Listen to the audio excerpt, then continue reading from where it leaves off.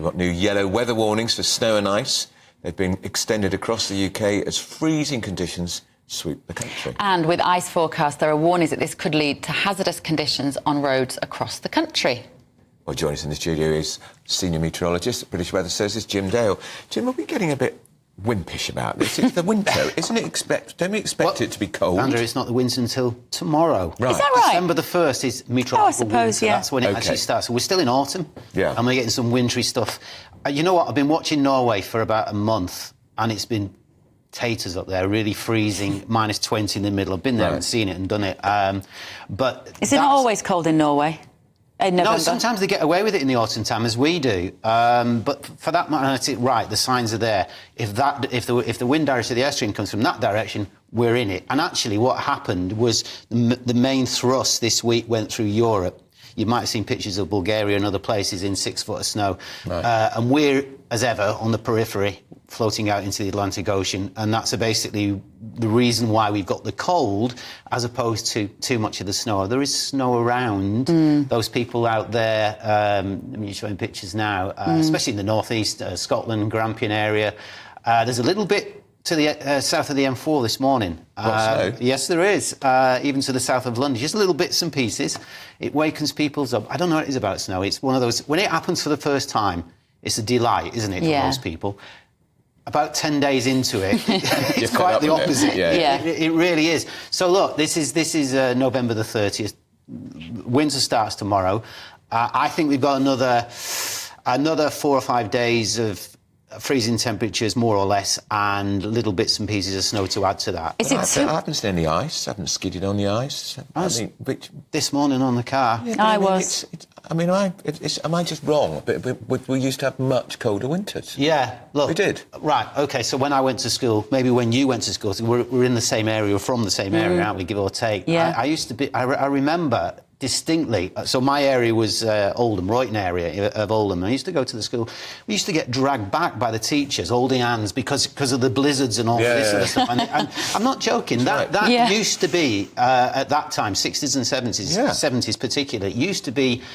Yeah, it used to dig in, probably November time, around there, early November. Never had a bonfire without the frost being around, or the rain, but generally speaking, the frost. Yeah. Now, I think what's happened is the climate is changing, and it's just moved things slightly. In other words, November is less inclined to be cold and frosty and snowy. And so it's just nudged it, a bit like October, exactly the same. October was extremely warm, record warmth. Is it too early to say whether we're going to have snow at Christmas, Jim? Yeah, it is. I can give you some clues. Go on, then. OK, so where we're going at the moment, we're in this, and then we come out of it next week, middle of next week, it'll be all gone. We'll be in mild conditions again, he says, with rain. Right. You want that? Yeah, I do. I don't want old people slipping on the ice. I think people prefer this to the rain. And then we're going to be a bit mixed and maybe a little bit stormy at times. And then on the run into Christmas, it kind of is threatening to change again, according to the models that we look at. This is where we get our information from, the AI.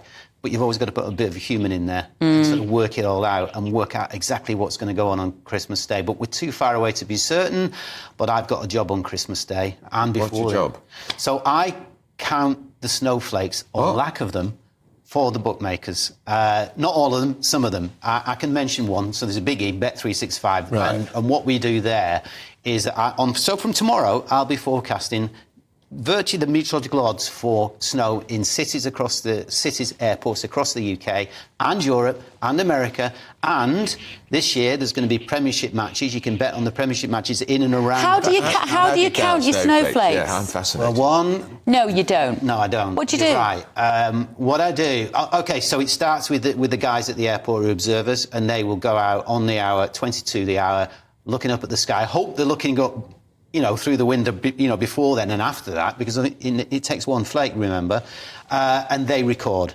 Now, we also look at radar, and we'll also look at social media as well, not the people who throw funny snow up there, pretending it's snow, if you see what I'm saying. We're not into that. So it is done, and I think it's 99% surety. So on Christmas Day, If it's a green Christmas, I can just put my feet up and I can be really. I think the bookmakers will be happy as well. To be honest with you. That's the way it goes. But if there's snow around in any shape or form, obviously the northern cities, Edinburgh, Glasgow, particularly Belfast, they tend to be the favourites.